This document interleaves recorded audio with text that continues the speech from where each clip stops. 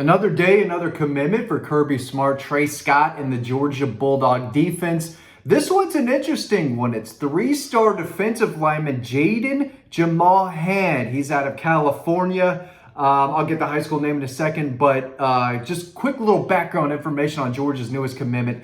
Interior guy with a lean frame, 6'4", about 280 pounds, played in Germany a couple of years ago. He's only been in the States learning football for a couple of years. All potential. I think this is a high ceiling kid who brings a lot of length, natural athleticism, burst off the line. And Georgia saw him at a camp in late May. They offered May 30th. The day after, Alabama offered, Florida offered, Texas offered. So this kid, he saw his recruitment really take off not too long ago. I mean, this was the beginning of the summer. Things started to evolve quickly. He started adding a lot of offers. He is one of the fastest rising prospects on the West Coast.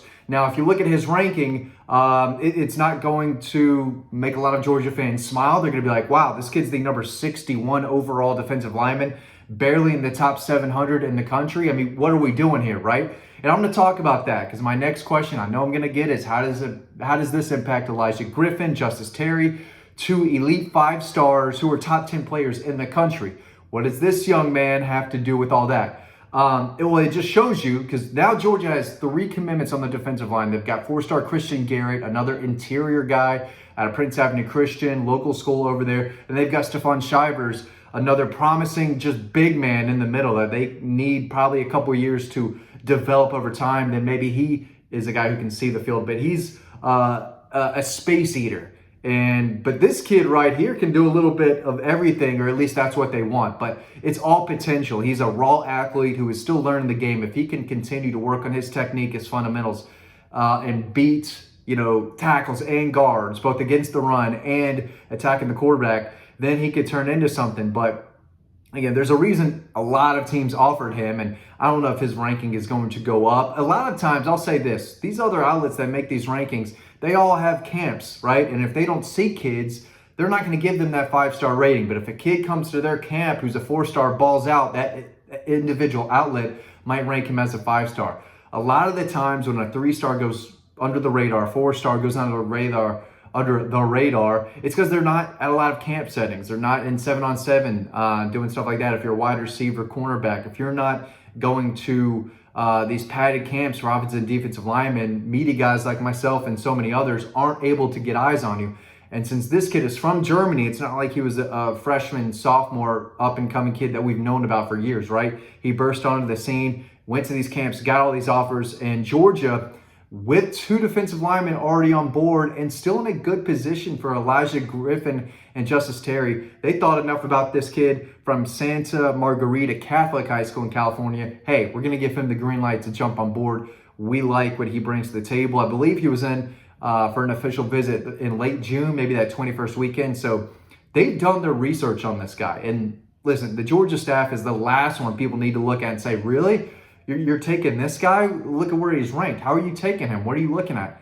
This staff knows what they're doing. I don't care if they sign another 2-star, right, to go with this class. It means the staff sees something in him that they can develop and make something out of. But this in no way impacts Elijah Griffin and Justice Terry. It just means they're taking an additional defensive lineman to what they hope in landing those 2. And again, if you saw my video from yesterday, you know that I still think Georgia's in a really good position to land those guys. So, real quick, before I dig more into this, what's next, right? Who could be next off the board? Question about Georgia's defensive line moving forward. I'm going to do that, but first I want to plug College Bronze real quick, collegebronze.com. That's where you can get the #1 Bulldog statue on the market today. This guy looks great anywhere, and you definitely want him on your front porch when Georgia lands a big-time 3-star commitment who could be the next 3-star gem that Georgia finds, doesn't care about his ranking, and they sign him and turn him into a good player. But again, Alabama did offer this kid, Texas, Florida State, Florida, Oregon, Nebraska. The list goes on and on, right? A lot of major programs wanted this kid, and Georgia got him. And I do think his ranking will increase because I don't make the rankings for the other outlets. But I know when they see a team like Georgia and Trey Scott and Kirby Smart sign off on a kid and they've got this kid ranked 700, they're going to tell themselves, you know what? why do they like him so much and we don't? Maybe we should push him up in the rankings. It's just what happens. People are not going to, say that happens, but it does. I mean, that's just reality.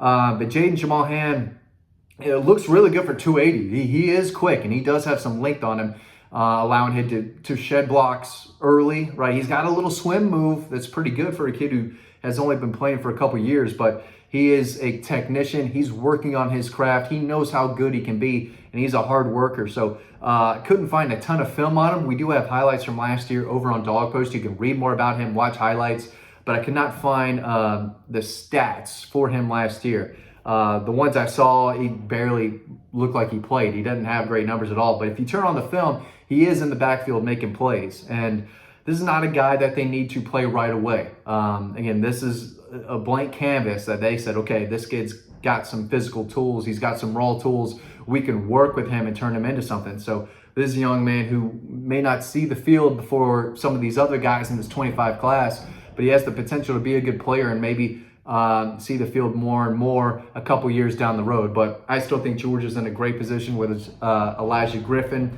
just a game changer. I don't know if you can hear that. That's my son banging on the door. Will not go to sleep. That's okay. He's ready for football season. I'll tell you that. He will watch highlights while I'm working sometimes. It's crazy. He gets all into it, which is a great sign. But this young man, I do think, is probably a little better than his ranking, especially when he earned these offers just 2 months ago, right? And a lot of these rankings started years ago.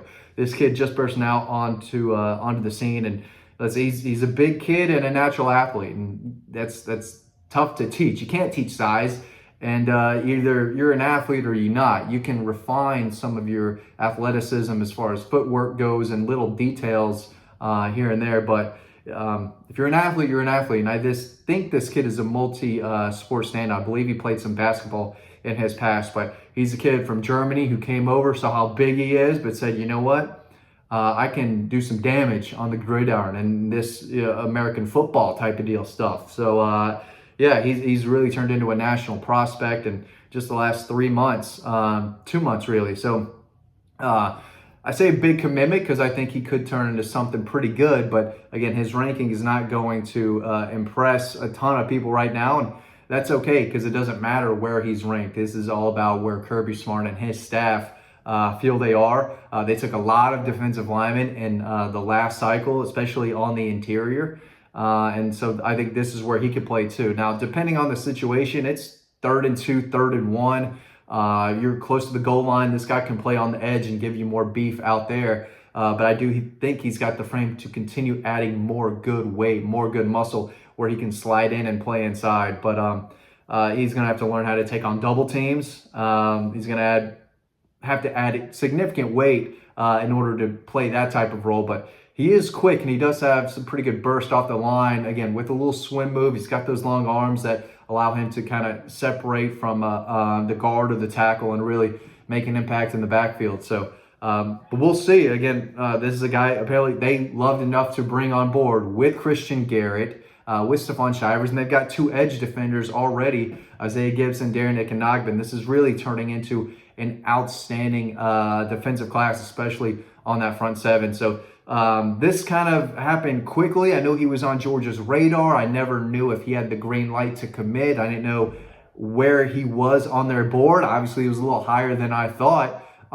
But make no mistake, they are still going to push for hard, by the way. Elijah Griffin, Justice Terry. But I don't think those two are going to be making their decisions until around signing day. I don't think Elijah Griffin wants to commit, then take some visits in the fall, then have to back out. Justice Terry has already decommitted twice, once from Georgia, once from Southern Cal. So I think when those two decide, hey, this is it, this is where I'm going, that's when they'll make that decision. And again, a little closer to signing day. But Georgia's got 22 commitments on board right now. They're 3rd along the defensive line. This is turning into a really heavy defensive class, especially in the front 7 there.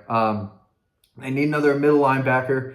We'll see where they go there. They need probably another running back, maybe another guy in the secondary. Jonte Gilbert's coming off the board. Another offensive lineman or 2. They've got 3 right there. One Gaston Jr. is coming off the board there. So I'm still thinking 25, 26 is the number, but there is no set number, and that number could change if they find a guy that they want to add on board late, they will make room. Their job is to put together the best class possible.